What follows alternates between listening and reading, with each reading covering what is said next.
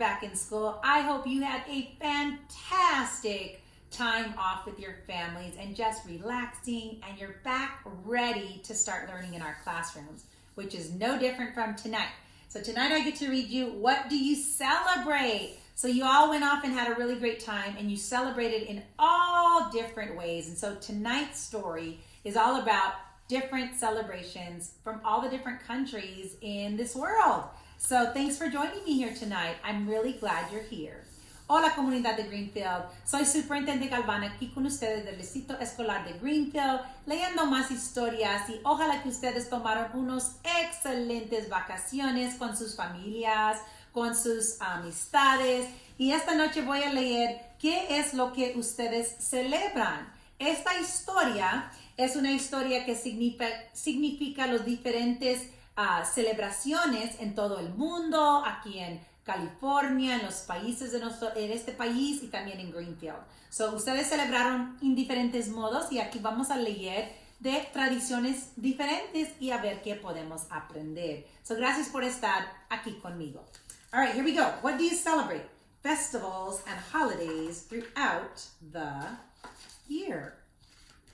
Okay, so China. Oh my goodness, look at this. So in China, which is a wonderful country, there are so many different celebrations. So there is the Chinese New Year. So that is something that happens at the beginning of the year. They have different things here that you can make a Chinese drum. You can eat different Chinese foods. And here you'll see the dragon, which is a very special tradition from China. So if you go, the closest place you can go to see like Chinatown is in San Francisco. So you might want to try to see that. Ooh, okay, here's a different country. This one's Bhutan. Bhutan is a country as well.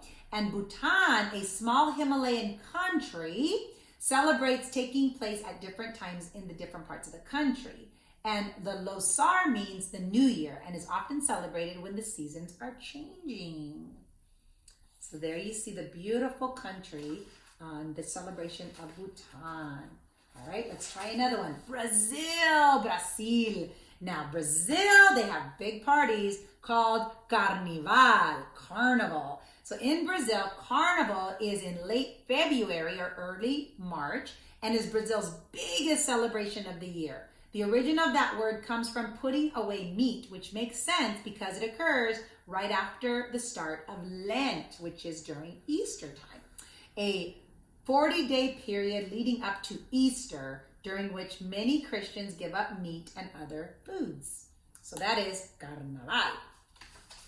All right, let's talk about Denmark. Denmark is a country in Europe. Let's see what they're doing. So Denmark and Fastelavn, that is a celebration that comes from an old word that means evening before the fast.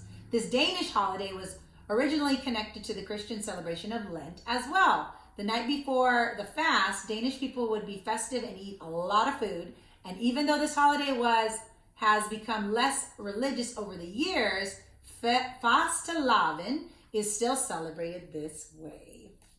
There you go. All right, Israel. In Israel, Jewish people celebrate Purim in late winter. On Purim, Jewish families go to the synagogue or the church to worship, to hear the biblical book of Esther, which tells how the Jews of Persia were saved from Haman. This evil prime minister secretly planned to kill all of the Jews, and the king would have gone along with it unless it was for his wife, Queen Esther, who courageously revealed Haman's evil and that she herself was Jewish. So that's another tradition.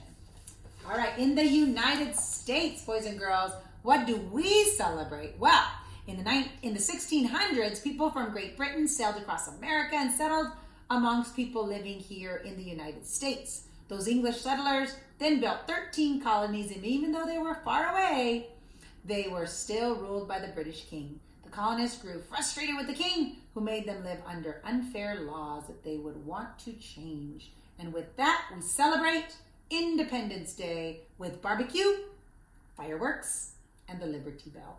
Red, white, and blue. And there you have it, boys and girls. So there are a few other traditions. So let me read you one more. And how about Mexico? And one of the traditions that we celebrated together during October, November is Dia de los Muertos, or Day of the Dead. And the Day of the Dead, as you remember, is a holiday when the people of Mexico honor loved ones who have passed or have died. The tradition began thousands of years ago with ancient tribes, particularly the Aztec and the Toltec people, who believed the souls of the dead returned to visit their living relatives. And there you see it. So there's a few traditions for you, boys and girls. So what do you celebrate? So many more other traditions throughout the world that we can continue to visit and see which ones you celebrate.